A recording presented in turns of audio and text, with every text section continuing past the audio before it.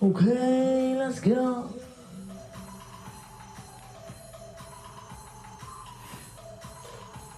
Minutes to make. Cut spam into bite-sized pieces and pan fry till crispy and golden brown. Add in the white parts of the green onion and drizzle in the egg. The sauce is super easy. Mix soy sauce, sesame oil, lots of garlic, red chili, sesame seeds, and a pinch of sugar. Add in the rice, roasted seaweeds, green onion, and drizzle in the sauce. Saute on high heat for another 2 to 3 minutes and finish off with a fried egg. Now look at that.